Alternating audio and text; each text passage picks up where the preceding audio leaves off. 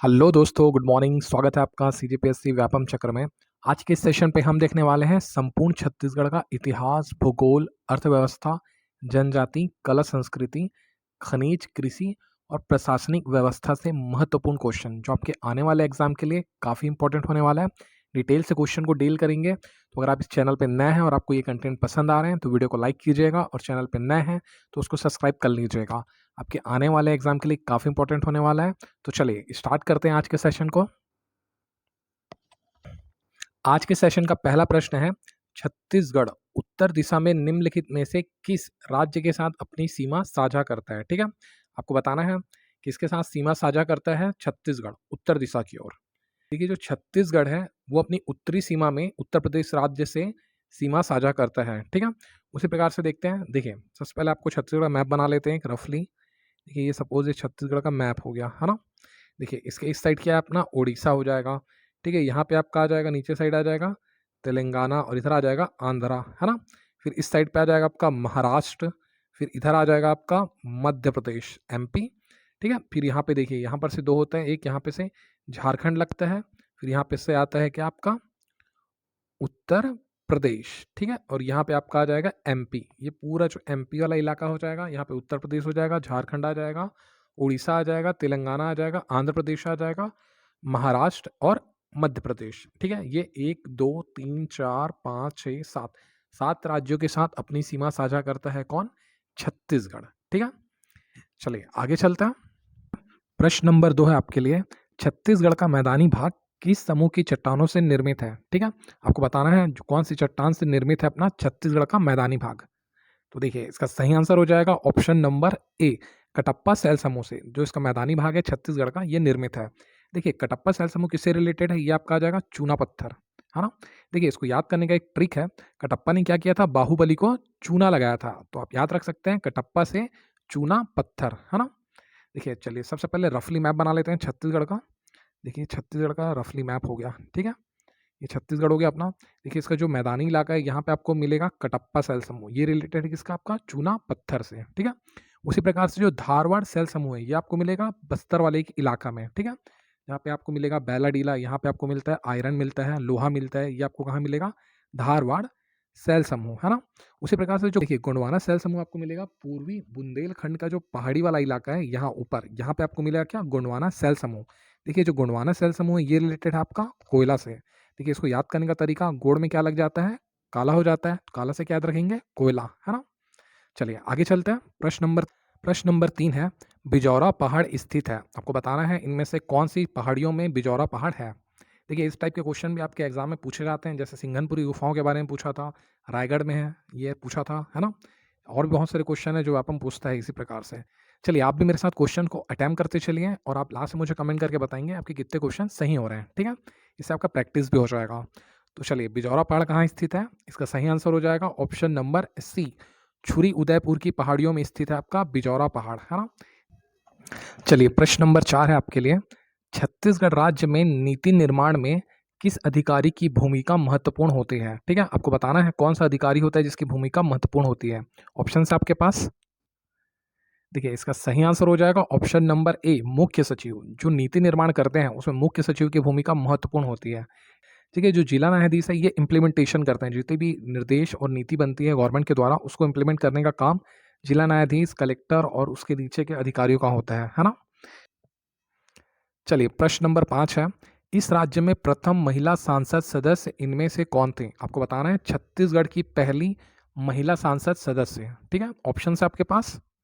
देखिए, सरोज पांडे, ममता चंद्राकर, रश्मि देवी सिंह या मिनी माता, इनमें से कौन होगा, आपको बताना है सही आंसर।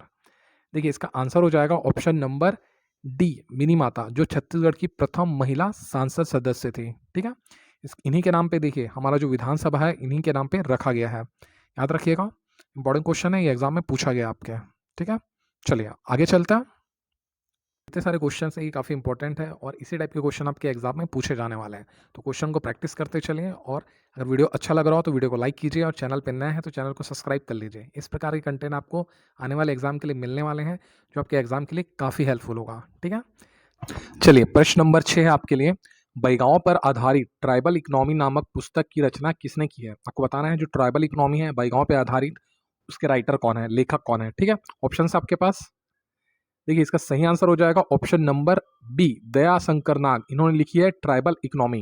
याद रखिएगा ये क्वेश्चन व्यापम में बहुत बार पूछा गया है, ठीक है। चलिए और ऑप्शंस को भी देखते हैं। ये श्यामचरण दुबे, देखिए श्यामचरण दुबे द्वारा लिखा गया है द कमार, है ना, याद रखिएगा। उसी प्रकार से जो टीबी नायक है इनके द्वारा लिखा गया है द भील हो गया आपका, है ना। उसके साथ हो गया द बारह भाई बिंजवार, ठीक है, ये भी लिखा है कि इन्होंने टीबी नायक ने। ये भी क्वेश्चन आपके व्यापम में पूछा गया है, तो इंपॉर्टेंट क्वेश्चन है। चलिए चलिए आगे चलते हैं। प्रश्न नंबर 7 है आपके लिए, छत्तीसगढ़ी उपन्यास दियाना के अंजोर के लेखक कौन है, आपको बताना है। ऑप्शन है आपके पास, इनमें से कौन है दियाना के अंजोर के लेखक। देखिए तो इसका सही आंसर बताते हैं। इसका सही आंसर हो जाएगा दियाना के अंजोर के लेखक हो जाएंगे आपके शिव शंकर शुक्ल। देखिए इनको क्या है, प्रथम उपन्यासकार होने का गौरव भी प्राप्त है छत्तीसगढ़ का, ठीक है। इनकी और कौन कौन सी रचनाएं हैं शिव शंकर शुक्ल की, वो भी देख लेते हैं। देखिए इन्होंने मोंगरा लिखा है, साथ ही साथ रंधिया, रंधिया नामक भी इनकी रचनाएं हैं, ठीक है। साथ ही साथ जो बंसीधर पांडे हैं इन्होंने क्या लिखा है, हीरू के कहनी। ये भी क्वेश्चन आपके व्यापम में पूछा गया है ना।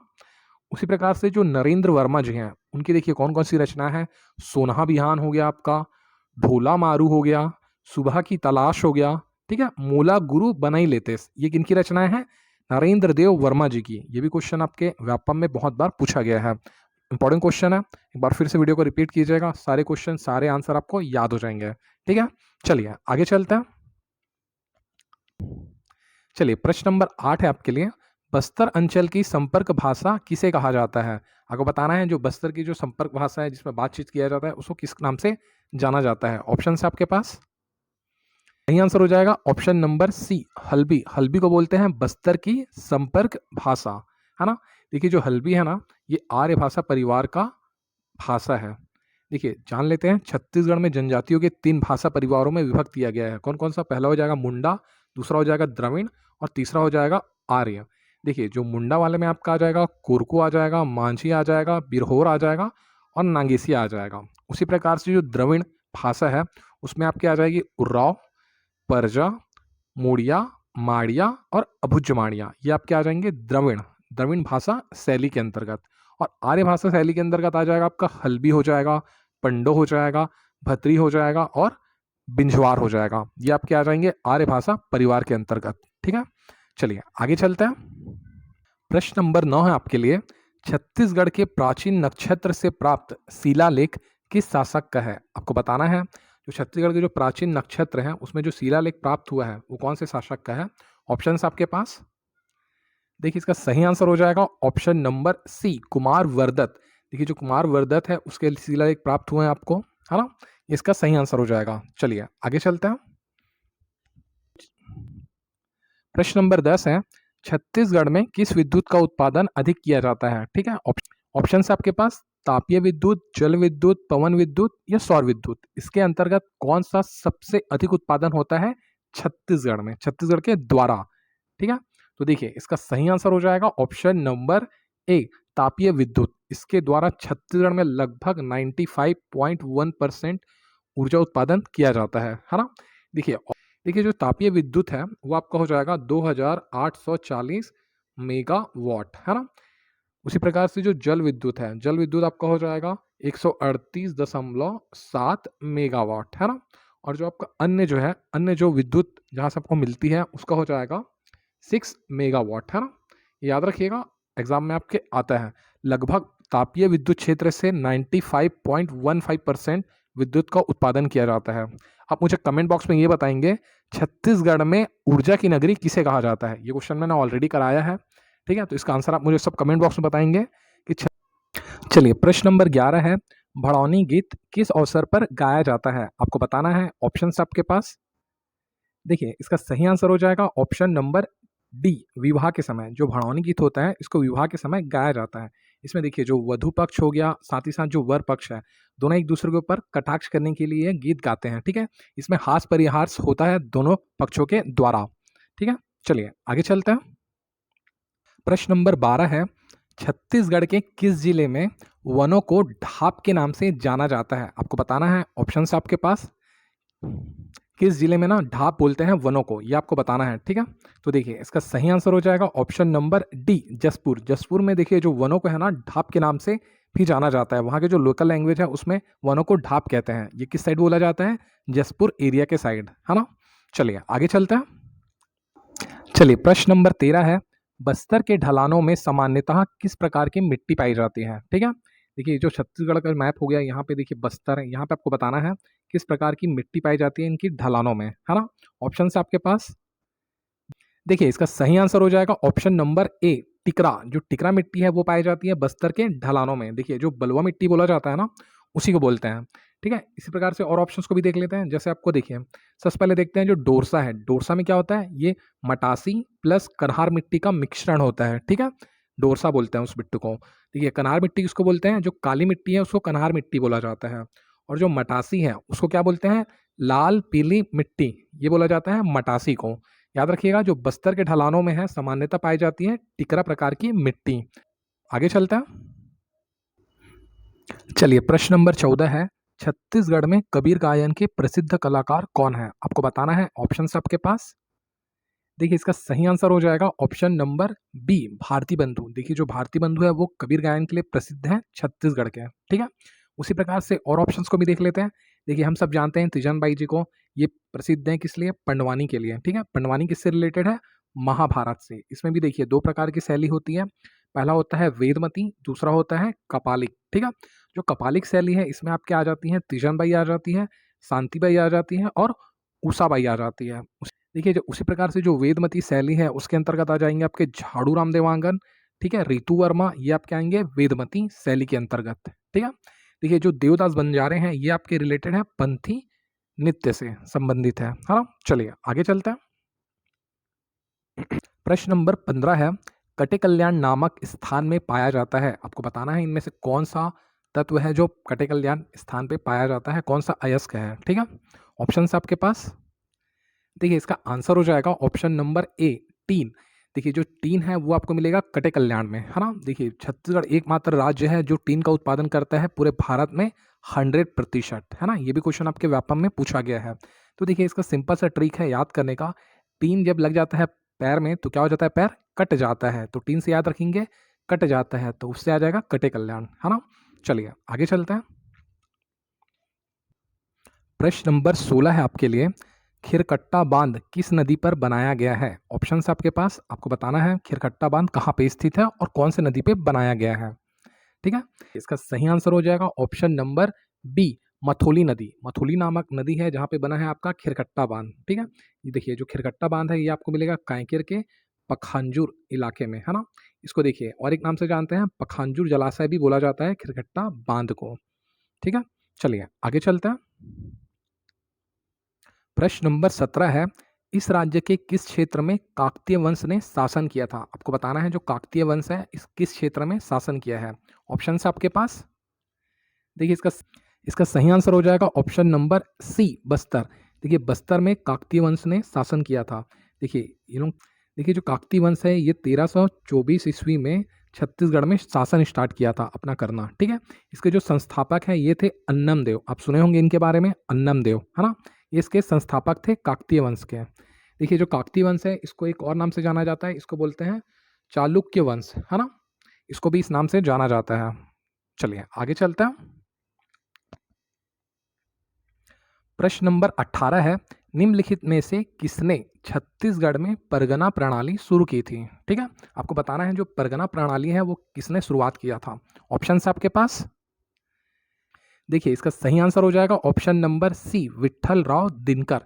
इन्होंने परगना प्रणाली की शुरुआत की थी। देखिए जो परगना प्रणाली है उसके जो क्या बोलते हैं जन्मदाता है ये विट्ठल राव दिनकर थे। ठीक है, लेकिन जो उसके सूत्रधार थे वो थे बिंबाजी भोसले, है ना। याद रखिएगा जो बिंबाजी भोसले इसके सूत्रधार थे। देखिए जो परगना प्रणाली होती थी उसमें जो राजधानी है, राजधानी कहाँ थी परगना प्रणाली की? ये थी आपकी रतनपुर में। ये भी क्वेश्चन आपके एग्जाम में पूछा गया है ना। चलिए आगे चलते हैं। प्रश्न नंबर 19 है आपके लिए, महात्मा गांधी ने छत्तीसगढ़ की कितनी बार यात्राएं की हैं? आपको बताना है जो महात्मा गांधी जी हैं वो छत्तीसगढ़ पे कितने बार आए थे। ऑप्शन है आपके पास। देखिए इसका सही आंसर हो जाएगा ऑप्शन नंबर बी, 2 बार। महात्मा गांधी, देखिए महात्मा गांधी आए थे छत्तीसगढ़ में 20 दिसंबर 1920 में, जब थमतरी में कंडेर नहर सत्याग्रह चल रहा था। ठीक है, वो असहयोग आंदोलन में सहयोग के लिए छत्तीसगढ़ की यात्रा किए थे। ठीक, देखिए उसके बाद महात्मा गांधी एक बार फिर आते हैं छत्तीसगढ़। ये आते हैं 22 से 28 नवंबर के बीच 1933 में। याद रखिएगा, 2 बार आते हैं महात्मा गांधी, एक बार आते हैं 1920 में, एक बार आते हैं 1933 में। ठीक है, चलिए आगे चलते हैं। चलिए प्रश्न नंबर 20 है आपके लिए। छत्तीसगढ़ में प्रथम जंगल सत्याग्रह निम्न स्थान पर कब हुआ था? ठीक है, ऑप्शंस दिया हुआ है आपके पास। देखिए इसका सही आंसर हो जाएगा ऑप्शन नंबर बी, नगरी सिहावा। देखिए जो नगरी सिहावा का जो जंगल सत्याग्रह है वो छत्तीसगढ़ में प्रथम बार हुआ था। ये हुआ था आपका 1922 ईस्वी में। ठीक है, देखिए आज हमने टॉप 20 सीजी के क्वेश्चन किए हैं। बहुत ही इंपॉर्टेंट क्वेश्चन है। अगर आप एक बार में आपको क्वेश्चन के आंसर याद नहीं हो रहे हैं तो वीडियो को फास्ट फॉरवर्ड करके एक बार और रिवाइज कीजिएगा। बहुत ही इंपॉर्टेंट क्वेश्चन है। ठीक है, अगर आपको वीडियो अच्छा लगा हो तो वीडियो को लाइक कीजिएगा। चैनल पर नए हैं तो चैनल को सब्सक्राइब कीजिए और बेल नोटिफिकेशन बटन को ऑन कर लीजिए। Thanks for watching. जय हिंद, जय भारत, जय छत्तीसगढ़।